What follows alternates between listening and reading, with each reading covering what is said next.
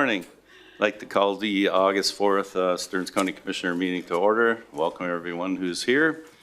Roll call would indicate that all 5 commissioners are present.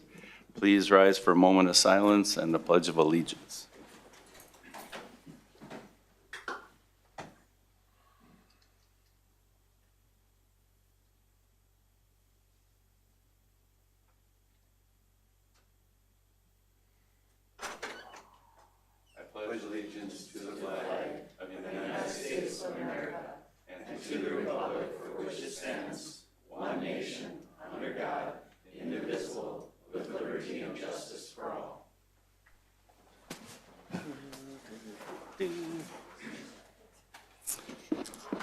Okay, the next item is approval of the agenda.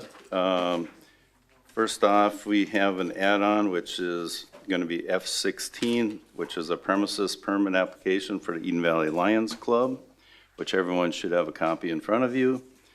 And then the second item is F12 for the Cold Spring Fire and Rescue.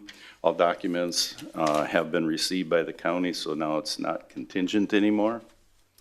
With that, any other additions, corrections? Mr. Chair, the K1, we are going to remove that from the agenda. Okay, K1, that was the presentation, correct? All right. I'll move the amended agenda, Mr. Chairman. Second. Thank you, Commissioner Bertram, Commissioner Johnson. Any further discussion?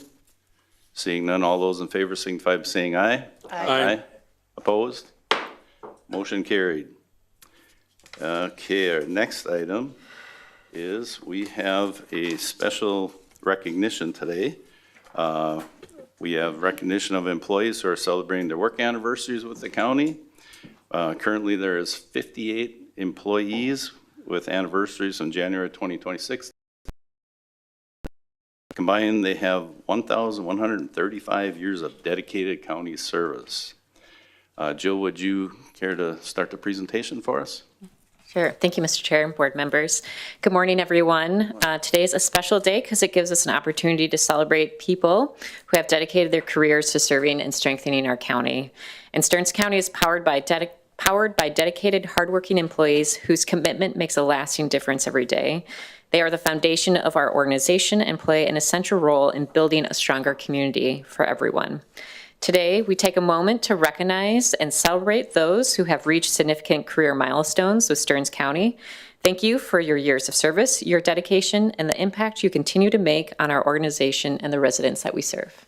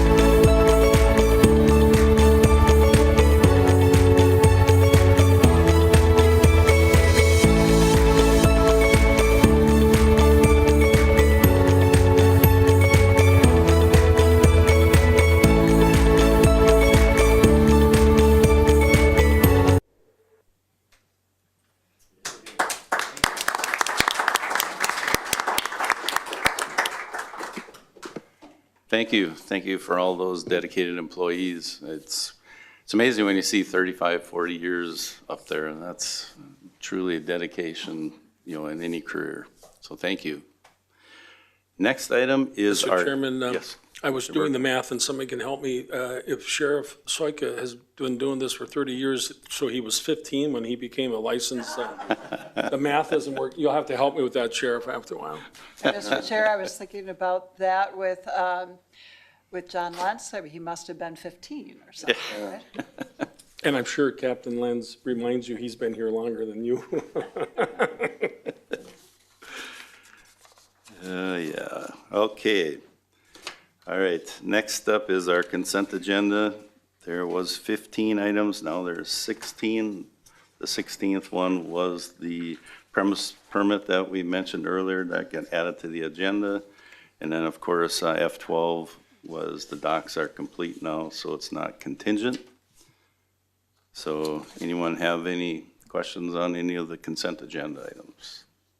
Otherwise, I'll move the consent agenda. thank you, Commissioner Johnson. Second. Thank you, Commissioner Clark. Any discussion on the consent agenda items?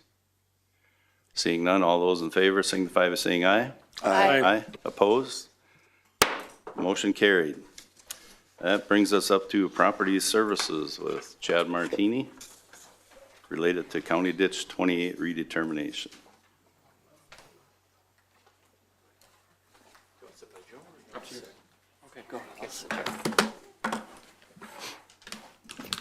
Good morning, Commissioners. Chad Martini, Property Services. I have with me today Joe Jacobs, our lead ditch viewer in the matter of redetermination and benefits, and Cale Van Bruggen from Rinky Noonan, attorney who represents the Drainage Authority in ditch matters. We are continuing our hearing from July 16th, 2026 today in the matter of redetermination. At this point, Mr. Chair, if you're okay with it, we'd like to present some changes that have occurred to the record since July 16th based on property owner feedback, if you're okay with that. Yes, go ahead. Okay, so the last couple, 2-3 weeks were well used by Joe Jacobs and some of the property owners. That majority reached out either immediately after our July 16th meeting or within a couple of days called, and some changes were made, 22 total changes. Most of them, a couple of dollars one way or the other. Some were a bit more significant. Joe, it's your data. You worked with these folks. Why don't you talk a little bit about what these changes were, just for the commissioners' awareness? Yeah, Joe Jacobs, from lead viewer for the redetermination. Like Chad said, we had some landowners reaching out and specifically talking about the data and looking at their watershed, looking at their properties specifically. And there were a number of them that had isolated basins, or basically areas of pockets that with 100-year storm events would not leave the property, and basically everything that fell in there was contained on their property. So considering this is a redetermination looking at accelerated runoff, that would basically pull them out of receiving or having any liability one way or the other as far as that ditch goes. So they're essentially not impacting that ditch volume.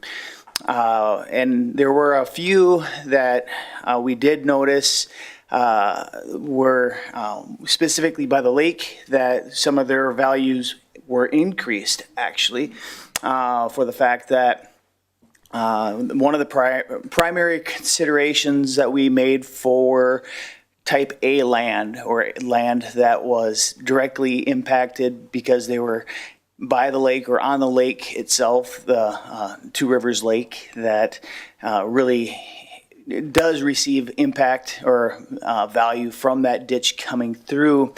Any areas that were in that FEMA floodplain area, we had that as one of the criterias to have qualified as an A type of classification. And also we looked at the surrounding topography, and there were there was 5 properties that we actually did not have in that A classification, and we did get those rectified and actually put into the system. But in this last couple weeks, it was basically pulling areas either out of the watershed because of the isolated basins or because it was just reclassifications from maybe a pasture area to areas that were just not benefited because of limitations on that property. So I'll just leave it for you for specific questions, but ultimately, the total value of the ditch or the total benefits, I don't know what it was, but now it is sitting at $506,506 as far as the total benefits. And there, it hasn't, the change is pretty insignificant from what it was, but we did make some modifications during that time period. So as a follow-up to the information Joe just shared, Commissioners, I did send out a list of those 22 changes to you last week. So you've seen those. Certainly if you have questions, we can go over that. Unless Cale has some legal business, staff at this point has presented everything we're legally obligated to. We're certainly here to answer any questions, but at this point, we do have a findings and order document for your consideration today. Adopting it would set the new County Ditch 28 system and cost share by all the lands involved as a matter of law. That would be official. At this point, Mr. Chair, I'll throw it back to you for deliberation or consideration of the findings and order document, unless Cale has something to add. Just to note, so the board's clear, the motion at the last hearing was to continue and direct staff to prepare the draft findings and proposed order. In your board packet, the draft findings and proposed order prepared for you, paragraph 43 is where the proposed findings responsive to the comments at the last hearing began. So if you weren't sure where to find those, you can find those on page 43. As drafted, the draft findings and proposed order would approve the second amended viewers report and set that as the new benefits roll moving forward. So the recommendation from your staff is to consider and act on the draft findings and proposed order. You can approve them as presented. You can approve them with modifications. If you need further information before you're ready to act, you can continue the hearing again and direct what further information you'd like to hear. Thank you. Commissioner Johnson. Thank you, Mr. Chair. Joe, Chad, Kyle, I spoke with a number of people who have some difficulty understanding some of the things that we can understand why. I would like you to specifically define benefit, specifically define damages, and talk to people about the classification system.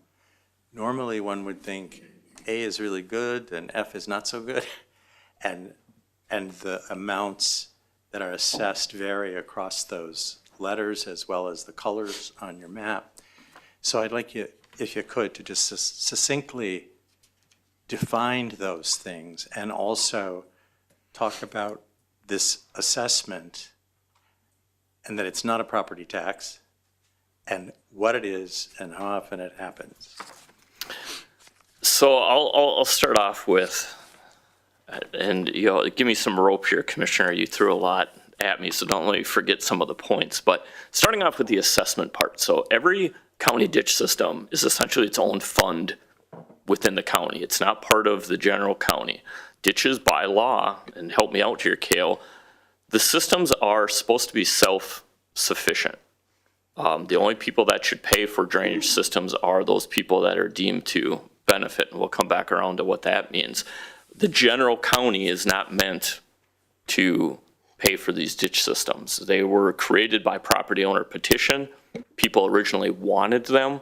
This particular one was 1906. It was a long time ago. Those people have obviously gone, but that is conceptually how these work. They're created by property owner petition. They're abandoned by property owner petition.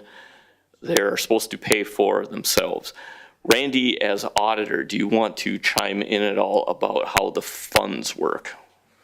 So yeah, we do track every ditch system separately, and as Chad said, by law, the benefited owners pay for the cost of that system. So if it's maintenance or any sort of work done on that system, the benefited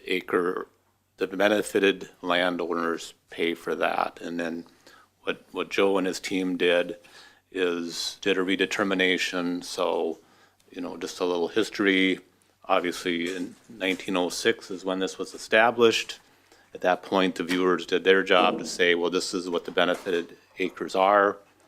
That of course, the technology and the knowledge, 115 years later certainly has changed, right? Mm-hmm. So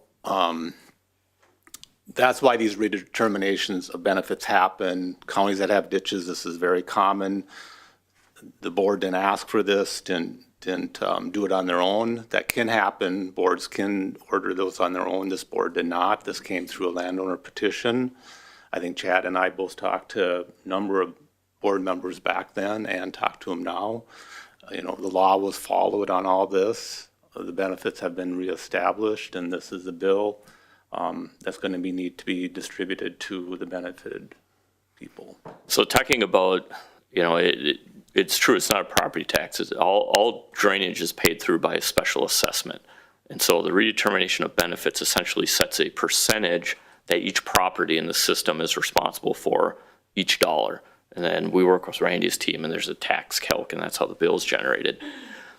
Back in 2022, when I presented to the board, the term benefit was really the majority of the presentation. I believe 3 of you were here, 2 of you weren't, but explaining, generally when you hear the word benefit, you think of something you want and something that is good. Benefit in the terms of drainage is a legal term. It doesn't mean what all normal people think it means. Essentially what Joe does as a viewer is he appraises the cost or the benefit in terms of a dollar amount that this drainage system provides to the lands within the system. It's essentially what the benefit is. It's your cost share. Some properties may actually get a benefit because they get drainage. If the ditch wasn't there, they wouldn't get drainage. So they actually are getting something. Most of the properties in this system are paying their benefit amount isn't a benefit. They're essentially paying because they're moving water off their land to burden someone else's. And that has a domino effect until it gets to the ditch, basically. I'm going to pause and ask Cale from a legal perspective first to help me define benefit. Chairman Notch and Commissioner Johnson, the statute that we cited and provided to your constituents in the informational meetings is found in 103E.315, and that addresses both benefits and damages, the other part of your question. For benefits, it says that there's 2 different theories that the viewers can look to or use both. One of them is economic benefits. What's the theoretical increase in the value of your property because the ditch exists now and is providing an outlet or a function to manage water on your property? The second is the one that Joe Jacobs has been referring to and talking that impacts most of the properties on County Ditch 28. That is found in C1 and 2 of Subdivision 6. And it says that the viewers may assess outlet benefits based on property that's responsible for increased sedimentation in downstream areas of the watershed. So this would be both from the perspective of growing crops rather than the pre-settlement conditions of native prairie or woodlands that might have otherwise been there, or from curb and gutter, from residential, from industrial, things that accelerate the runoff off of that property, or property that is responsible for increased drainage system maintenance and increased drainage system capacity because the natural drainage on the property has been altered or modified to accelerate the runoff. So similar, but saying that, but for the use that this land is being made for, how big does that ditch need to be, or what's the capacity of the system downstream needed to accommodate the runoff of that property? That can be a basis for benefit. The other part of your question, if I may, was related to damages. What does damages mean in this context? In a redetermination of benefits context, we're only talking about one type of damage, and it's damage for the acquisition of what's commonly called the grass buffer. That's the 1 rod, 16.5-foot strip on either side of the open ditch, both sides of the bank. And the viewers look at what is the property being used for today. The post condition on redetermination of benefits is a permanent perennial strip of grass vegetation.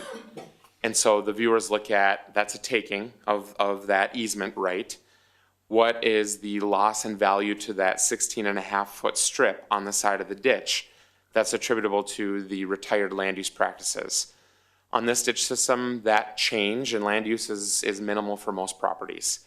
But the ditch authority still has to acquire and pay for that easement now that viewers have been appointed and we're going through the redetermination. And so all of the damages that you see referenced in the viewers' reports are referring just to that one rod grass strip and the retirement of the land practices on either side of the ditch bank. Thank you, Cale. So by law, we have to buy 16.5 feet from property owners. The damages in this ditch are relatively low. What were they, like $2,600, Joe? This isn't Blue Earth County where agricultural land is worth $15,000 an acre and you are removing rows from the farmer. This is all fairly marginal land along the ditch already, so those damages were pretty low. The most practical way to think about a drainage ditch and what you pay probably isn't with the term benefit. It's easiest to think of it as a drainage utility. It's a drainage utility that takes people's water. And if you're contributing water to the utility, the theory is you should have a role in paying for maintenance of that utility. Getting now to the last and probably most difficult part to understand is the classification appraisal system that viewers use. Typically, appraisers in the county assessor's office would break land down into it's residential, it's commercial, it's industrial. Those have percents, those have, classifications defined at the state level. Viewers essentially do the same thing. They call it A minus, B, and so on, where they're essentially appraising types of lands in the same manner. At this point, Joe, I got to turn it over to you and explain it to us. Yeah, so exactly like Chad was saying, this is a mass appraisal.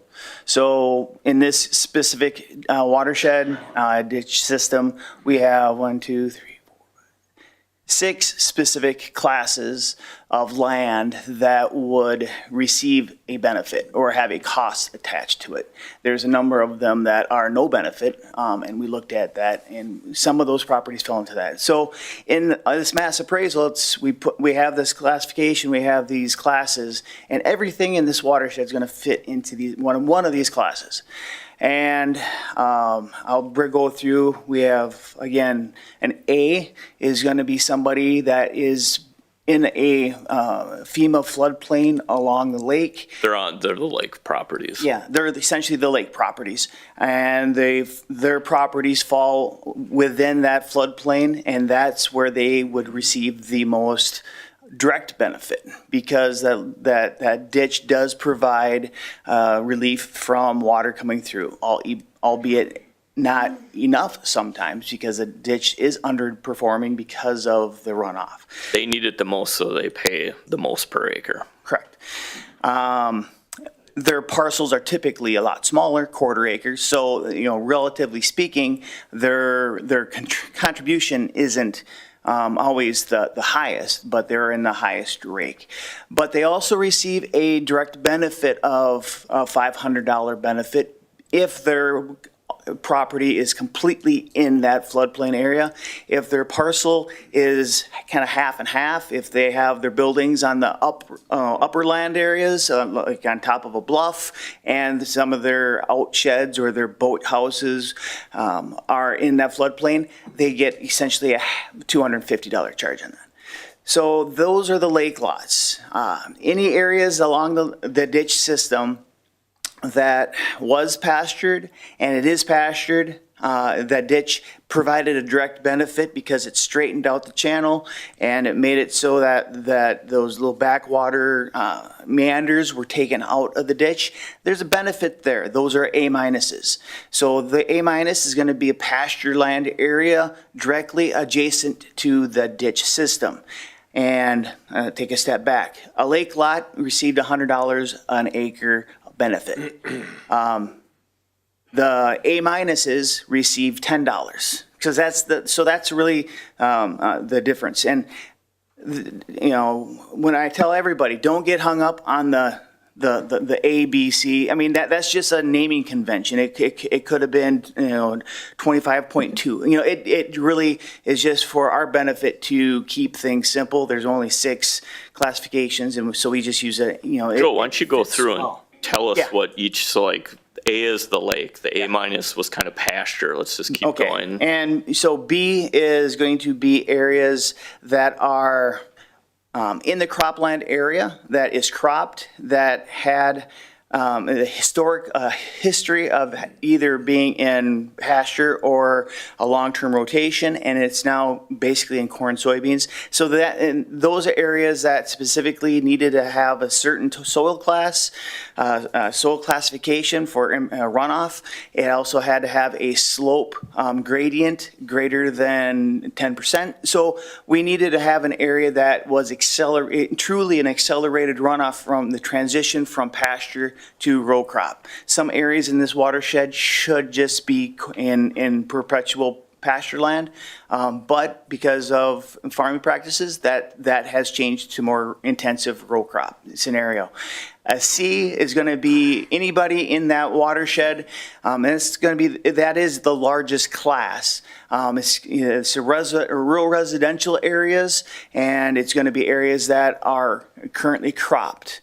Okay, and we based on that is we're looking at what is the runoff curve number, and through the the NRCS and the USDA, the United States Department of Agriculture, they've done modeling looking at land use and specifically cropping, and they look at how much runoff there is on certain types of cropping practices, and most of these areas fit within that runoff regime. And that's that's the basis of, is it less than 10% of the area impervious, then it's going to fall into that 72 to 75 curve. So what's D then? D is going to be areas that are more intensively used. That's going to be more of the industrial, commercial, where you have greater than 10% impervious. So you have more runoff, obviously. So a C is going to have a $15 benefit. A D is twice as much, $45 an acre. Bs, because they have accelerated runoff because of the conversion from pasture to row crop, that's $30 an acre. But those are pretty small slivers because it had to fall through a lot of parameters to get into that classification.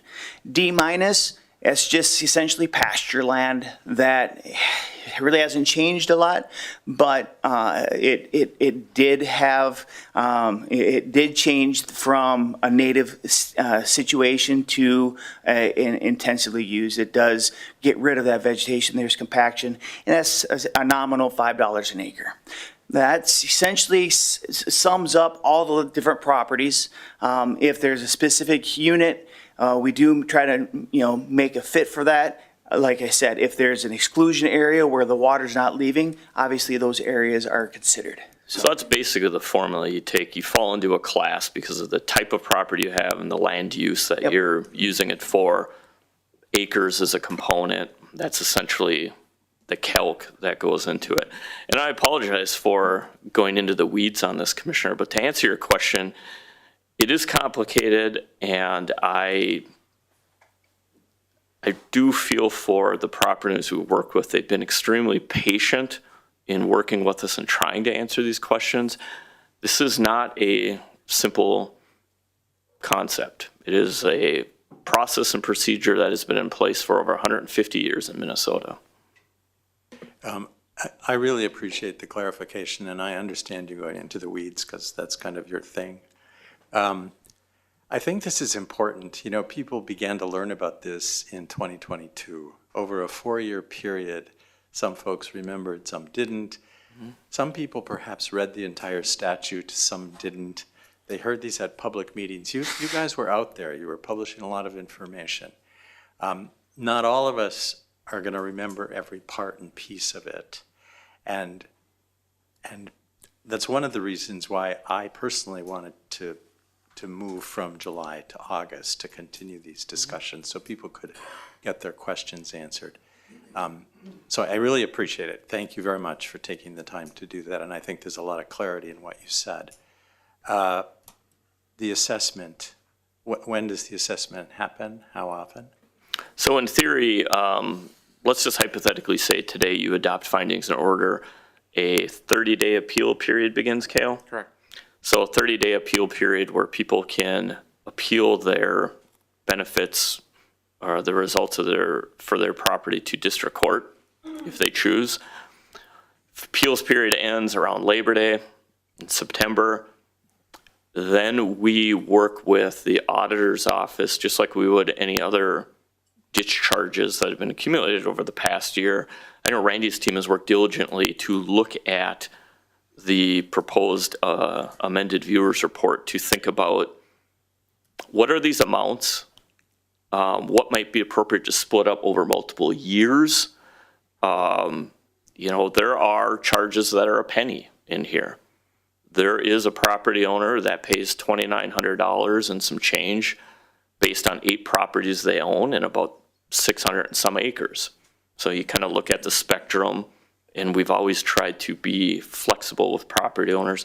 Randy, chime in if you'd like, otherwise.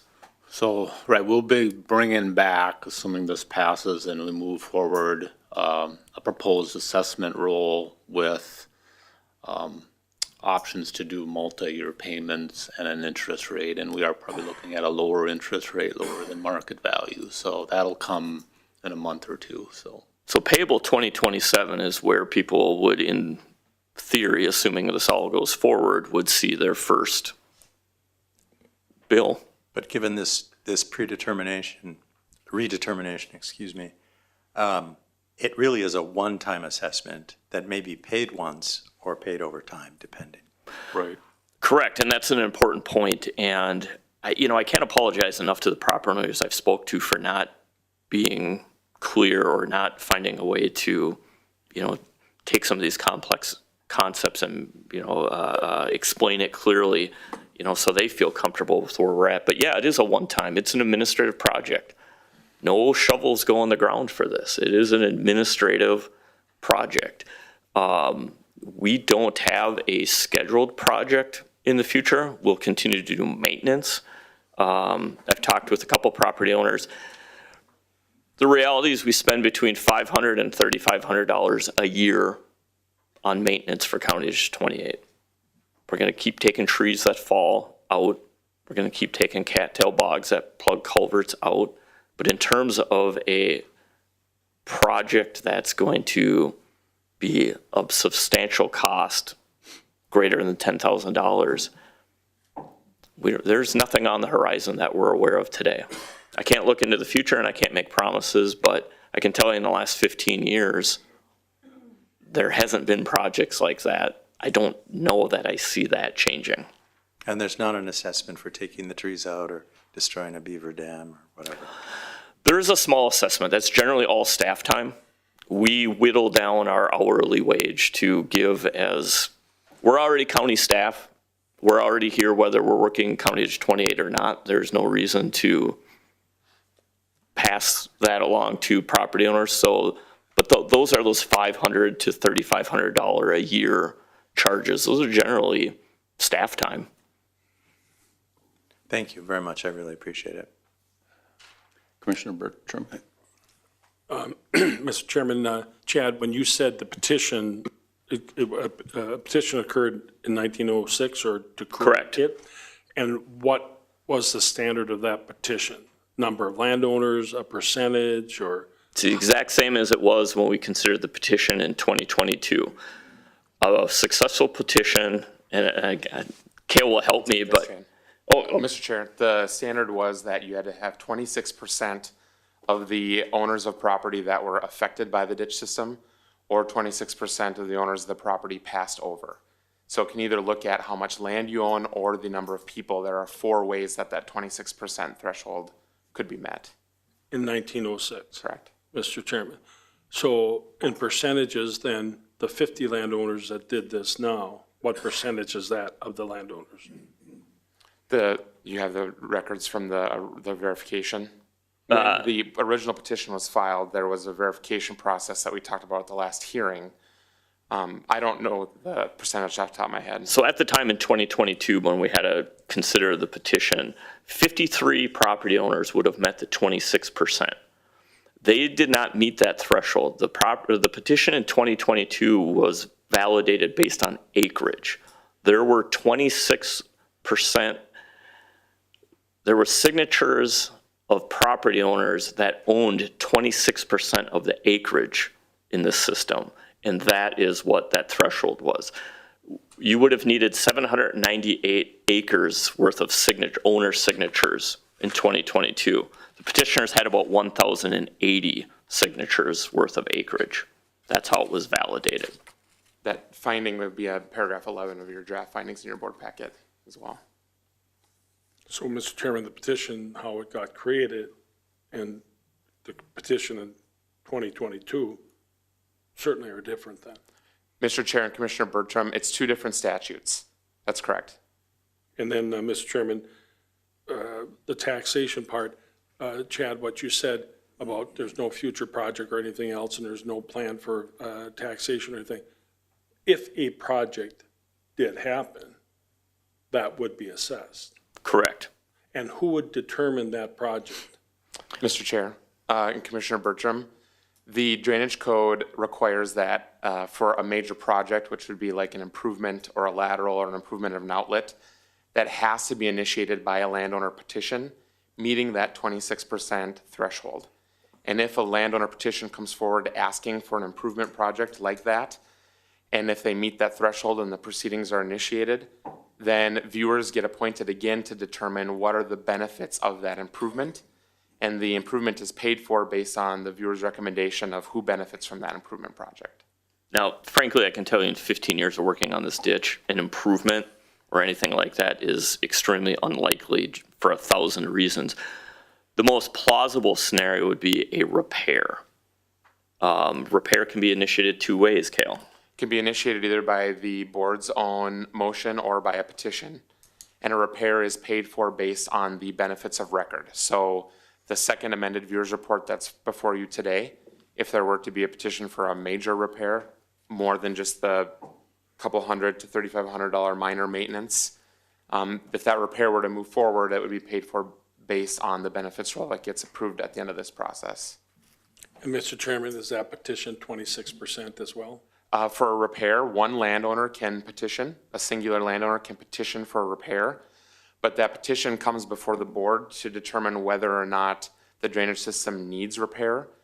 And you've got some discretion about what the scope of that repair is. So different from the proceeding before you, the board has more discretion in determining the scope of the proceeding, whereas in a redetermination of benefits, if they meet the threshold, they can force the redetermination of benefits process to go forward.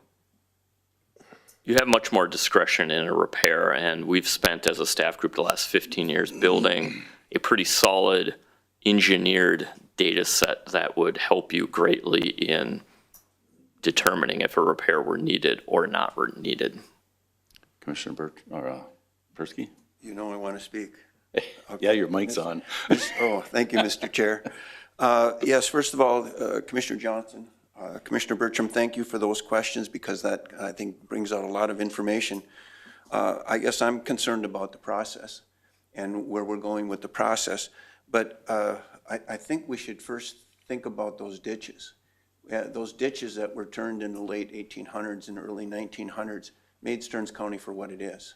You know, we are a strong agricultural community. Without those ditches, that wouldn't happen. We had people from Germany, Poland, Scandinavian countries that were here. And if you don't believe me, go to the churches that are out in those areas and you'll still see their language on the walls maybe or some of the stained glass. So those were a tremendous benefit to settle this area. But now we're over 120 years now since those ditches were put in place and we have a process. A couple questions I've got about the process. The process that we have in front of us and the bill for the $200,000, okay? If we do not move this process forward and say, okay, we're gonna go to the redetermination, would the process come back again in the same manner in that if we have 26% of the people come in and ask and we would start the process all over again? That is some uncharted territory that I'm going to let Cale address. Mr. Chair and Commissioner Persky, I want to make sure I understand the question. Are you asking if, once this process is complete, another petition for a new redetermination can come forward? What I'm saying is if we do not pass, okay, if we say no, this is unacceptable, we're gonna leave things as is, okay? And then that 200,000, my understanding would be assessed to the original folks that are on the assessment, correct? Correct? Okay, but then, okay, there could be another petition to come forward that would ask for, again, the redetermination.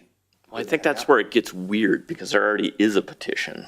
So, Mr. Chair and Commissioner Persky, the drainage code as it's laid out contemplates that if the board is not ready to approve the second amended viewers report before you, you would do one of two things. You would continue and ask for further information that you need in order to approve the report recommended to you or make amendments to that report and then approve the amended report. Or you could, in theory, disregard the current report and start the process over again. I can't advise that. That's an expensive, long process. I don't think that's a great option. I don't think I have to say that. But those are the two options laid out before you. So to culminate the proceeding in not adopting a report ever, I think is subject to some judicial review and challenge, and it would likely come from the current landowners of record then who would be left to pay that levy when it comes time to pay for this proceeding. So it's an unknown. It largely would depend on if legal action was taken against the system. I can't predict that. And then as far as knowing whether or not you have a benefit, where that record is kept, is that on the deed or is that only in the tax records? So as we would adopt this, that obviously assessment would go on a special assessment to these properties, but would the deeds actually have to be changed to any capacity? No. Okay. Mr. Chair and Commissioner Persky, there's no change to the deed. The landowners will, on their property tax statement, see the special assessment levy as you would expect. And then in the state of Minnesota, all county drainage system records, including back to the original petition when this ditch was established, and then all of the records from this proceeding are all maintained at the Chad's office. There's a ditch system record for every ditch system that Stearns County is the drainage authority for. So those records would be amended, showing the properties that get the benefit, but it would not be on the deed of those properties, but it would be recorded. That's correct. Okay. Commissioner Clark? Yeah, so Mr. Chair and Chad, off of that, so if I was looking to buy or somebody was looking to buy one of those properties, usually part of due diligence is you want to know how much taxes you're going to pay. So somebody would look at it there and they would be steered there by their realtor, I would hope. Is that something a landowner, I don't think that's on a disclosure though, right? So, Mr. Chair and Commissioner Clark, the typical process is that your realtor would reach out to the county office and ask for an update on not just what kind of specials apply to this property, but also are they current and paid? So that as a new owner purchasing property, you're not suddenly surprised that there's special assessments not addressed at closing. And Mr. Chair, thank you for that, Cale. That was going to be my next question is, would somebody know whether it has been paid or not? And I'm hearing you say yes. Commissioner Persky? Yeah, just to follow up then. So then once the assessment is paid off, Randy, does it get taken off the tax rolls or off the statement then? So you would still be getting benefit, but it's been paid. Right, so what's only going to be on your statement is long as you're paying. assessment that's owed, right? So, and this, cities do assessments all the time, so this is like normal operations, right? Just like So- a street improvement. Right. Yeah, absolutely. Mr. Chair. Yes. And Commissioner Persky, benefits are permanent. The assessment is what's temporary. So the difference between the benefit and the assessment is that this property will always be considered benefited based on the outcome of this proceeding. But the assessments are levied as needed, and then once paid, that resolves that initial levy. If no costs have been incurred, there's no charge. Commissioner Bertram? So we talked about the watershed district being disbanded. How did that and why did that get disbanded, unlike the other watershed districts that we have in the county that deal with this? I mean, we're all familiar with counties are dealing with ditches all the time. We do not, largely because of the watershed districts. why did this watershed district ever get disbanded that we find ourselves in this situation? I only have what rumor, innuendo, and conjecture to offer. I wasn't here. Randy, do you have something for us? So, right, the residents in that watershed district, right, did get this ditch passed on to them, as we did with about all the ditches we had. This watershed district disbanded based on citizen petition and request. At that point, the county board and Bowser had to approve that. And that did happen, and so that watershed was disbanded. That's what happened, right? Mr. Chairman, and what was the requirement of the petition for that? Boy, I don't remember. I don't know. Mr., you don't know either? Was It more was a than- very rare thing. Was it more than 50 people? Mr. Chair and Commissioner Bertram, I don't know. That would be a process in 103D. I don't have that information ready with me. I'm sorry. What I know, I'm not entirely sure that a petition like we've seen in this project, I think there was a petition. I don't know if it was a legally connected thing. I think it was There was certainly a strong movement by the citizens to do something here, right? Because they saw bills and assessments coming through or a levy and without a lot of action, right? A lot of just administrative costs. So that's why, and you were around, Steve, for that, so. Well, it was already disbanded before I got on, but part of the issue is there's always ongoing levy for administrative costs, because obviously there's employees at the watershed, just like there currently is now. So I'm guessing maybe it had to do with, similar to what's going on now, there's really no projects, but they're being levied on your property tax statement for Two Rivers watershed. You know, basically you had an administrator, you probably had a ditch inspector. You know, most of them have at least 3, if not more, employees. So that could have we don't know, I don't know, because I don't know anybody that was there when it happened. But ironically, we're dealing with essentially the same issues that the watershed did. Mother Nature laid out a 40,000 acre bowl, and it puts water in a lot of places people don't want it, and it's really hard to do something about it. Okay. And I think at the end of, in my opinion, the end of this process is it's pretty much a fairness issue when you look at the acreage that was there to the acreage that's there now. You know, just for instance, you know, would it be fair that the city of Albany or Albany Golf Course shouldn't help pay for anything that happens when, you know, it's a big area that feeds into this, you know, so anything feeding in, you know, it gets a benefit just as well as hopefully it going out fast enough to not create a problem. Joe? Yeah, I just want to give you kind of a background. Actually, 2 things.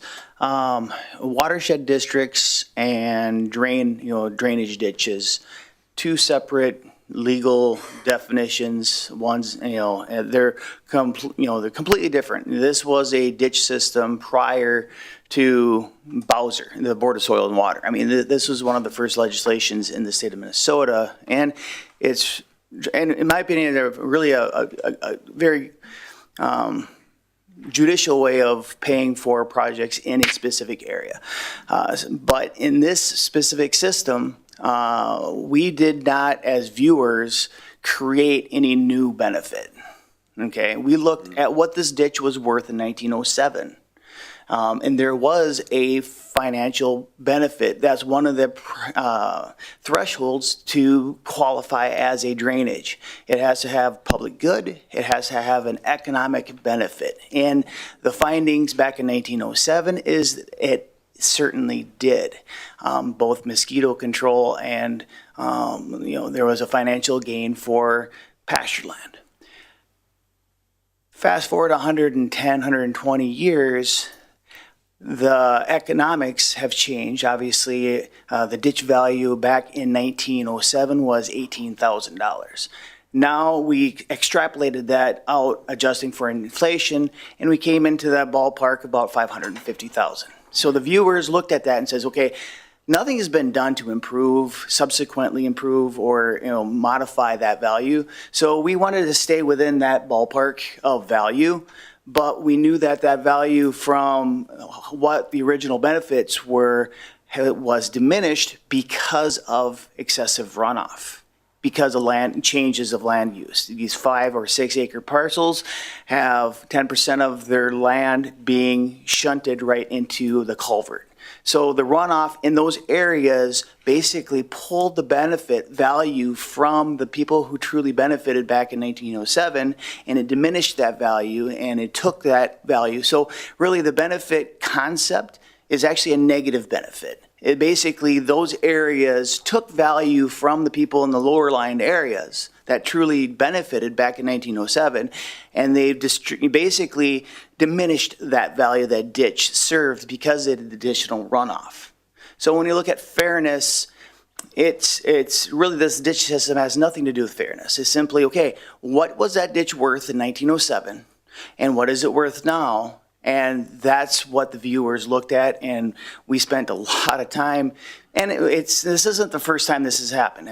This happens in the metro counties all over, because the fact that land use changes, it goes from rural to more intensive runoff. And there's laws now saying you have all these stormwater ponds to mitigate that. But still, you're having areas that does not soak into the ground, you're going to diminish the value of these systems, and they change from a drainage for agricultural unit to actually more of a stormwater conveyance system. So that was the considerations that we made that I hopefully can kind of give you some idea on the thought process of how we came up with these values and the benefits. We did say, yeah, this system has increased in value because of additional drainage ability. It's simply just reallocate. I'm not going to say reallocate. We're looking at, okay, how did that system change over the last 120 years? Thank you. Commissioner Clark? Thank you, Mr. Chair. And members, I really appreciate all their questions and comments. I'm going to make a motion to approve the, what is this? The findings and order document? The order, and with a comment, if that's. Okay. We have a motion. Do we have a second? Second. Thank you, Commissioner Johnson. Commissioner Clark? Thanks, and I think all of us could. I certainly could talk about this for a long time. I recognize this is one of those really hard, this is hard for a lot of people, and appreciate the thoroughness and the thoughtfulness, and I'm glad we did the extra time. And I'm glad people started thinking about their own properties and what may or may not, how things would have been impacted. And it's also been a long time, and as Commissioner Johnson said, 4 years is a long time. Sometimes people don't remember exactly what came from. And I believe, Mr. Chair, the fairness you were speaking to is just how are the assessments being done by the properties and who is being benefited. So at this point, we don't have a lot of wiggle room here. There was a petition, it was brought to us, the work has been done, the viewing, modifications, and so for me, that's the scope of what's here. Now, if somebody would bring a petition to do something and repair in the future, I'd really appreciate the extra wiggle room, because this is hard stuff, but we don't anticipate it. You told us that 4 years ago, and the same is true today. Thank you. Any further discussion? Commissioner Johnson? Just a couple of comments. I think fundamental fairness is a lofty goal. It's oftentimes hard to achieve, in part because people like us are fallible, because our systems are broken, and they need to be corrected. And I think there are some things here we should work on in the future and be talking to legislators about. The other thing, based on some conversations that I heard about this, is something like this should not pit neighbor against neighbor. It should not destroy the sense of community that people have. It brings us together. We have people on both sides. but we also have to continue to work on solutions together. It reminds me a little bit of the end of Shakespeare's Romeo and Juliet. Everybody was punished. Everybody was punished. Juliet and Romeo both died. Both families were crushed. And this is one of those situations that we have to deal with. And I think we've come up with the right solution at this point and should proceed. Thank you. Mr. Chairman. Further discussion, Commissioner Bertram. I'm going to vote against it, of course, no surprise, but I want everybody to understand why I'm voting against it. This whole petition process, I understand, again, this is prior to me, this all happening, but why we're here in that legal process doesn't make it necessarily right for me, and nobody's tried to change that, to my knowledge. I'm going to vote no to send a signal that we need to change this. At least we need to look at it. You know, everything, I hate EAWs and EISs where 25 people can stop a feedlot because they petition. If you're going to do, you know, the kind of petitions I'm used to is somebody wants a street project done or somebody wants a township road tarred, they get 51% of the residents to say, yep, we'll pay for that, and then they get the road tarred. 25 people don't. Just down from us on by our cabin, there's a $3, $4, $5 million house being built in a swamp. Everybody knows it. Obviously, the people who are building it got money, so they must not care. But everybody says it's not a matter of when something's going to happen or if it's going to happen, it's when it's going to happen. So now that person that built there, that everybody knows, you know, I'm just an old dumb farm boy, but I know which way water flows, and everybody else is talking about it. So when that happens, that property owner is going to petition with 49 other people and say, I want you to fix our problem. You built there. You don't, but you know, if you look at the old timers and where they built their farm places, they didn't build them in the swamp. They didn't build them on prime farmland. And so I have a problem with 50 people who built, you know, basically in a very low water infiltrated area. That's where the petition came from. Now, if there was a cross-section of landowners in 1906, the reason ditches were built in 1906 wasn't for cabins and $5 million homes. It was for farming land. It was for the purpose of it was totally different. And so that's what's changed. But the state law, I think, has to be changed on the number of people. There are projects, and I've seen them, we've all seen them, where it costs people money. The majority of the people were behind it, and they were willing to pay for whatever that was, and it happened. So there's two ways to make things happen. You can force people to do things, or you can get them on board and want to do things. So I'm voting no because of the process, not because of where we are, where we find ourselves in, but to send the signal that we need to change this. And I can't believe, and from what I've heard from Chad, there are other counties that would be open to changing this whole petition part. But in this case, it's, you know, that's not something we can do. That would be, I'm assuming, Kayla, a legislative change. So in my opinion, that's, you know, you're probably correct. There should be changes, but that's, our board can't make those changes. You know, we're here, we have to address what's in front of us based on what's there today. You know, this would be a conversation with our legislative leaders at the state to try and change this procedure, but we basically are following what's given to us. And Mr. Chairman, you're right, we can't change it. Right. But we're constantly in St. Paul and Washington, and we can affect change. And to my knowledge, we haven't tried to change this. We as a board, through AMC, have not tried to change this. We have not tried to meet with other counties that have a similar issue. So you're right, we can't, but we can affect change. Right, but in the same breath, is it fair to the current people on the system to now pay this high bill when they know other people should be paying? I mean, we've had people tell us we should be paying, but they aren't in the system, so they're not paying.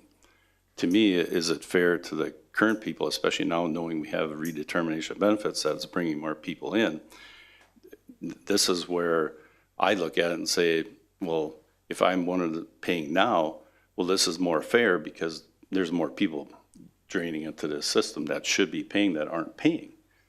So there's, two constituents here. There's the ones that are getting hit if this doesn't go through, and there's the ones getting hit if it does go through. So to me, that part is unfair to the current role. because That's there are not more. fair, Mr. Chairman, in my opinion, for landowners that aren't the reason. Right, we're but we here. can't do that. If I go, as I've said before, if I go to the best steakhouse in town and I order a $100 steak, it's not fair that I make you pay that. I haven't tried that yet, but I don't think you would. But, so it goes both ways. And yeah, Right, you're right. this is what I'm saying, it is. both ways. Absolutely. But let's change it, and that's why I'm voting no. Mr. Chair. Commissioner Clark. Thank you. For me, this is about the law as it currently is, and we have a duty to follow the law.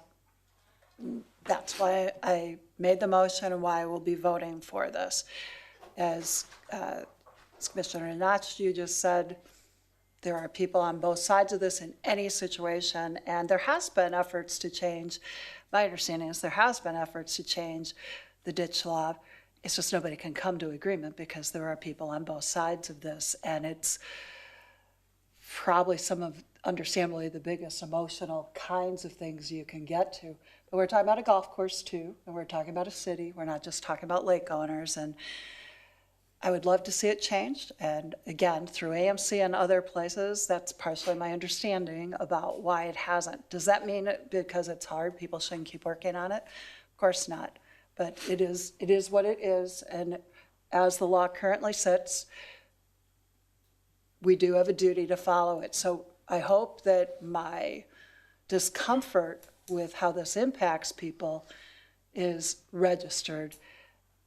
That is not to say we're going to get to a conclusion eventually that people on both sides could agree with legislatively. It also still is, to me, ridiculous that we have to go back to 1907. True. All right, any further discussion? Commissioner Persky. Mr. Chair, yeah. I wish we had the luxury of being able to say no and it would just disappear and not come back to us again. But we are where we are today.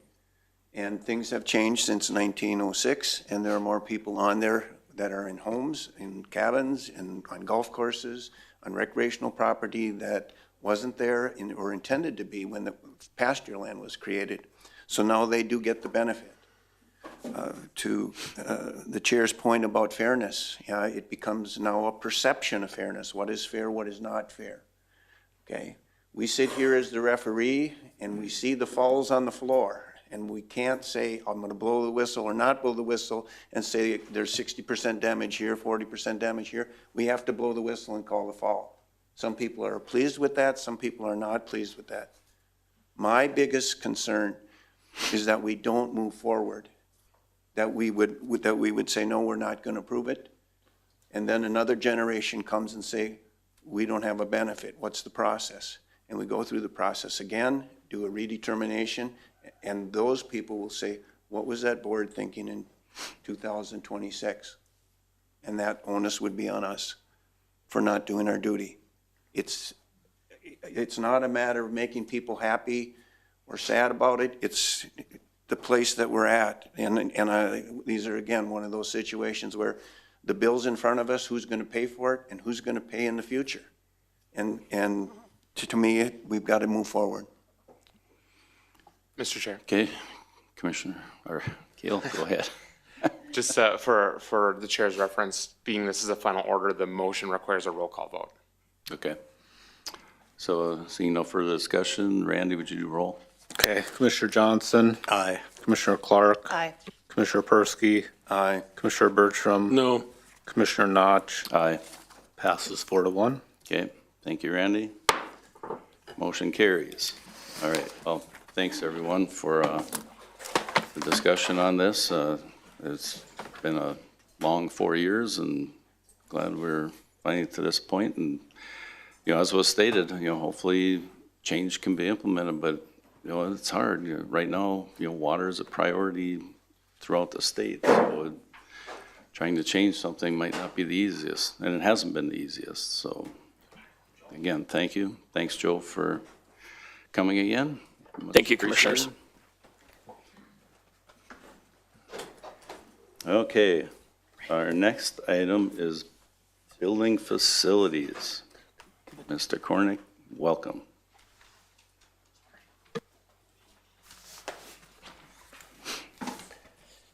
I promise you no ditch talk at this meeting, but Well, you probably have your retention ponds built already. that'll come up next meeting.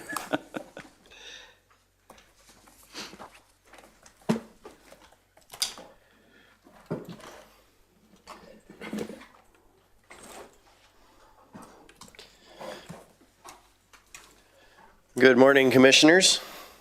Kevin Cornick, Facilities Director here at Stearns County. Before you today, we have two separate actions. The first is to award and approve contracts for work scopes that were rebid for the Justice Center shed project. As you recall, back in June, we brought the initial estimates to you. We had two bid scopes that, in staff's opinion, exceeded our engineer's budgets. We were at $692,900 for those two work scopes. We went out for rebid on those two and came in at $430,567. So we saved a little over $270,000 on a rebid. So these contracts are in front of you today for approval. And you can do them one at a time or at the end. I'll leave it up to you, Mr. Chairman. Okay, Mr. Chairman, I'll move the rebid. okay. Thank you, Approval. Commissioner Bertram. There a second? Second. Thank you, Commissioner Clark. Any further discussion? Any further discussion? Seeing none, all those in favor signify by saying aye. Aye. Opposed? Motion carried. All right, the second action for you is to approve the procurement of a brush cutter to be used both during construction and in the ongoing maintenance of the Justice Center site. Totaling $13,865 and some change. Okay, what are the wishes of the board? I'll move that with a question. Thank you, Second. Commissioner Persky. Thank you, Commissioner Johnson. Commissioner Persky. Yeah, Kevin, after the use of that, where's it headed? Is it going to stay on the property? We're going to give it to Parks, or do we have a plan for that? Nope, it'll stay on the property and then we'll use it both at the Justice Center, the Service Center, and HHW, everywhere we have prairie. Yeah, okay. Yep. Yep, and we've got a good piece of property there that would need maintenance, okay. Yep. Okay, And Mr. Chairman, that is with the tax. It's part of the Sales project tax. cost. Yeah, Yes. That's what I was trying to say. Thank you. All right. Yeah, it was a piece of equipment accounted for when we brought the last list to you. This was one we were still doing a little homework on to make sure we were getting the right piece of equipment, so. okay. Any further discussion? Seeing none, all those in favor signify by saying aye. Aye. Opposed? Motion carried. Thank you. Do you have any general updates, Kevin? I'm going to bring you a more general public update, probably at the next board meeting if the schedule allows. But in general, things are going very well. Our earthwork is substantially complete. They have a little bit of pond liner to do, and then most of like the 90 trucks an hour worth of import are complete. Footings and foundation are underway. We'll have a tower crane going up here in the next couple of weeks. All in all, the project is on track. We got a few things that may come to the board next meeting as we address some of the water line that we've had discussions about in the past. I think we have a solution forward on that issue now. But otherwise, it's been a pretty smooth project to date. So, Thank you. Commissioner Clark. Thank you. Thank you, Kevin. As you know, I've gotten a few communications about speeds of heavy trucks rambling down, barreling down the roads. I know you've talked with them. Do you feel like are you seeing that they're more substantially in compliance with the speed limits? my observation is yes. There were a couple of independent drivers that were removed from the job as a result of that behavior and other behaviors. So, and now just with the reduced volume of trucks, we're not getting anybody stopping by the site with complaints or receiving phone calls like we had been. And I hope that's the same for you. Yes, Mr. Chair and Kevin, yes, I haven't heard any in the last week or so, but I thought for the public, it's an issue Yeah. that you've been working to address. Yeah, there was a lot of trucks and they were, 90 an hour coming out of theirs in an area where there was zero. Yeah, it was definitely a thing. Thank you. Thanks, Kevin. All right, thank you. Okay, at this time, we'll recess our regular meeting and open the Human Services Board meeting. Morning, Melissa. Hey, good morning, Mr. Chair, Commissioners. Melissa Huberty, I'm the Human Services Administrator. There's only 3 items on the consent agenda today. They are J1 through J3, starting on page 561, and I'm available for questions if you have any. Okay. Any questions? Unless you'd be looking for a motion to approve the consent. So moved. Thank you, Commissioner Clark. Second. Thanks, Commissioner Persky. Any further discussion? Any further discussion? Seeing none, all those in favor signify by saying aye. Aye. Opposed? Motion carried. All right, thank you. Thanks, Melissa. Yeah. And K1 is basically tabled till a future meeting. Thank you. With that, we'll close the Human Services Board and reconvene our regular board meeting. It looks like we are up to issues by commissioners. Commissioner Bertram. There was a story, I think Melissa or somebody can help. There was a story in the St. Cloud Live I saw either this morning or yesterday that talked about the 360 homeless children in the St. Cloud School District.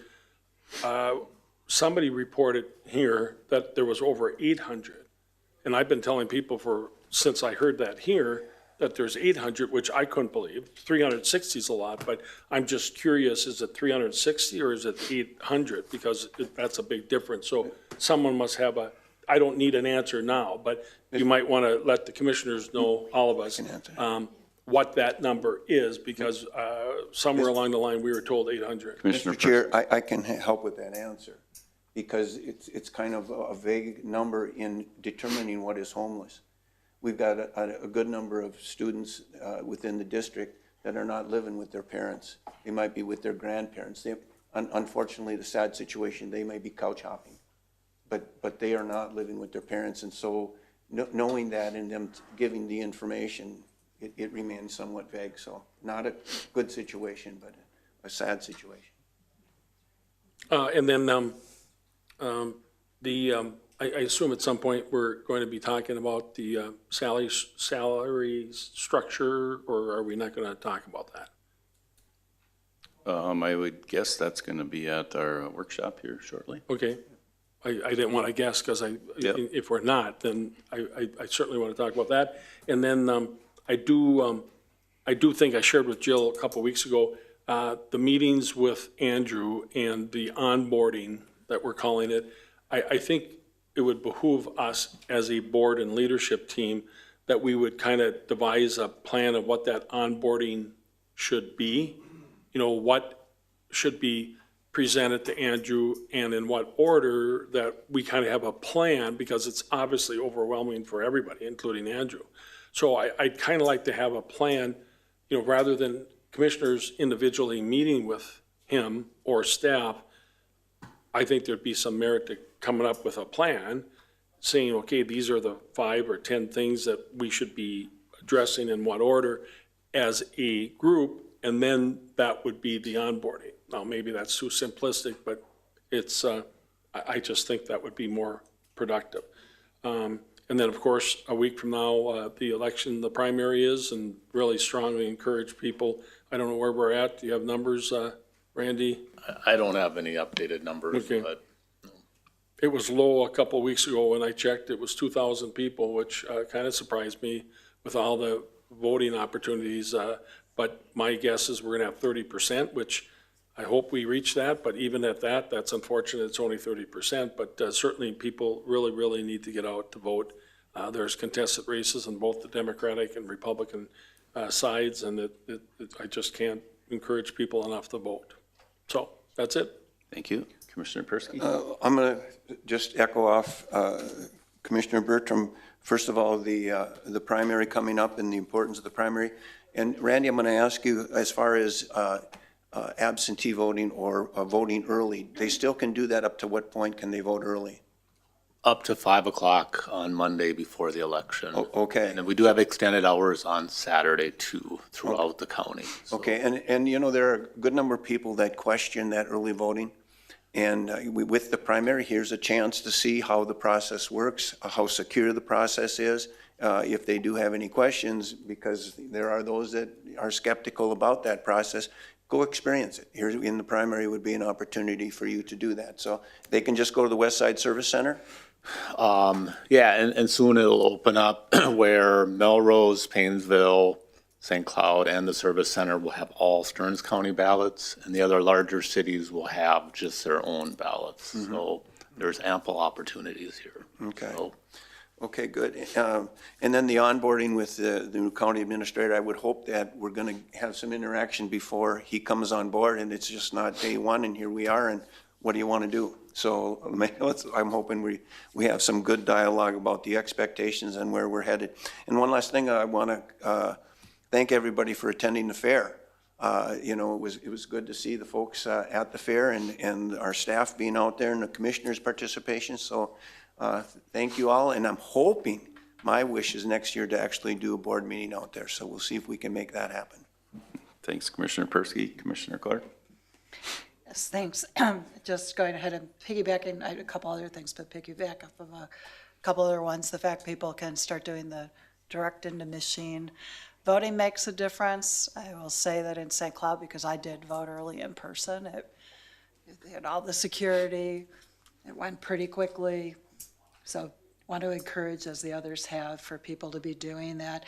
I was glad to see in our interim administrator weekly reports that you are meeting with him weekly, and I think if we can channel any ideas to you, that would be appropriate, but I appreciate that, and including when and how he might want to meet with any of us. He's got a lot to do before he comes over, but that is very good. Joe and I attended NACO, the annual conference.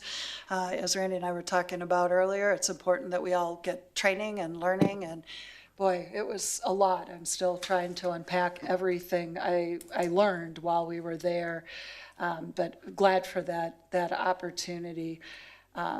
And then quickly, you brought up the fair. The milk run, we had our second annual milk run, and we had over 180 participants, including kind of a first split off for kids. So there was a 1K, but we had over 180 people participate, including a bunch from St. Cloud, which usually people don't necessarily get over to our fair. So it was a great way to get people there. And then lastly, just kind of circling back to where we started, I want to thank our staff, those that were acknowledged today, those that weren't, just that we're in such changing times. There's so much change, and as we are heading into more budget discussions, it is very complicated at times given how many changes the federal government is putting on us on a regular basis. So I want to thank them for their creativity, their perseverance, and the care that they give to our residents. Thank you, Commissioner Clark. Commissioner Johnson? Thank you, Mr. Chair. I too want to comment about the fair. I spent 2 evenings there. I have to admit I had not attended the Stearns County Fair before.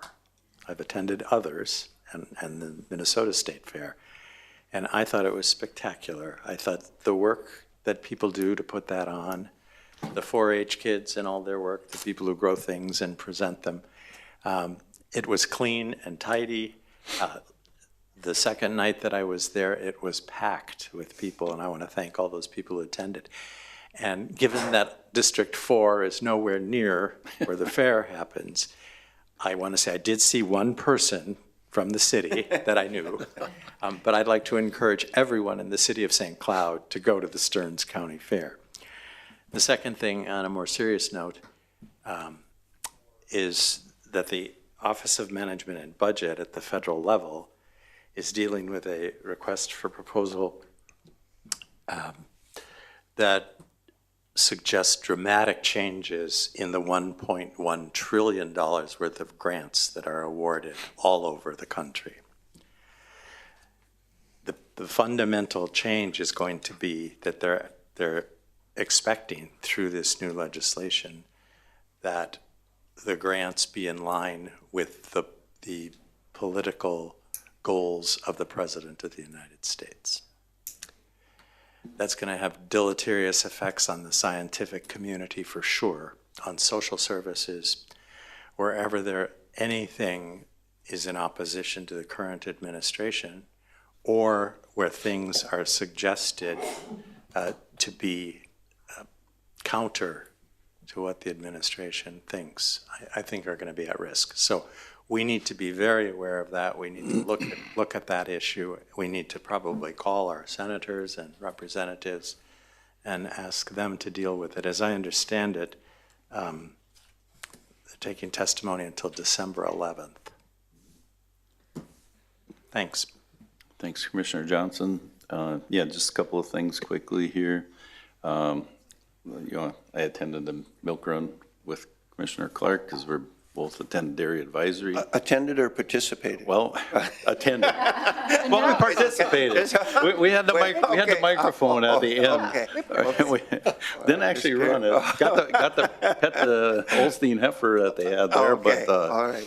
It was pretty neat to see. I wasn't there last year, but this year it was, and just to see the participation. You go from just your regular person to the ones who are real serious, like even on a 5K. I mean, the one guy waited, I bet 5 minutes after everybody was gone, I think so the pack would clear out so his time would stay. I mean, he's standing back there, everybody's like long gone. He takes off, and I bet he was back before 3/4 of the people. I mean, it's just fun to watch how people Or that set up. 8-year-old who Oh. could more than keep up with the adults, right? Well, Oh, he my came in goodness. pretty quick. And then, the fair, it was great. Friday, I helped with the livestock 4-H demonstrations. That was the first time I did that, so I got to be a judge. So that was quite interesting. I mean, it's the young talent out there of, high school, elementary kids, explaining everything from the cow eating to the cow finishing his work on the other end of the cow to milking a goat by hand. It was, they're so comfortable getting up in front of people and speaking. It's really good to see. And then lastly, I did attend the air show on Saturday afternoon. That was quite impressive. I've never been to an air show. That was, I'd go again. It was, there was, what did they say, over 10,000 people there. I mean, it definitely was worthwhile. And I did see Brian Myers there, and he said next year the Blue Angels should be there, so that'll just spruce it up even some more. So with that, that's all I had. We will be doing a work session right after this. Oh, Randy, do you have something? Well, just a couple of things. On the milk run, just for information purposes, there's no levy dollars for that. Extension did a great job in finding sponsors, so that's typically the dairy producers, the industry is sponsoring. Dairy Advisory folks did that. Let's Dairy be clear, Advisory. It was Dairy Advisory. Sorry. It was Dairy our Advisory. industry partners. Okay. And then on the election, so early voting is happening starting today. So as Terrell mentioned, this gives you the opportunity to put your ballot right into the counter. So there's no other processing that needs to happen. And then the Saturday hours are 9 to 3 on all the absentee ballot locations. And the ones that have all the Stearns County ballots are St. Cloud, the Service Center, Stearns County Service Center, Melrose City, and Paynesville City. And then the other large jurisdictions have their own ballots, so. Thanks, Randy. Terrell? Yeah, it's just really quickly on that. Randy, have the candidates been reminded that they cannot park their cars in a lot with campaign signs on it? Right. That was an issue 2 years ago, and the person left, and it was there all day. It was really hard, and your staff and others, the city staff, were all trying to figure it out. Right, so around the polling place and these offices during this time is a polling place, so there's restrictions on not only, you know, right, having a car that says things, but what you wear into the place. You can't wear any campaigning type clothing that says, you know, support this person or whatever. So, yep. Okay, thank you. Okay, with that, we will adjourn the meeting and get ready for our work session. Thanks.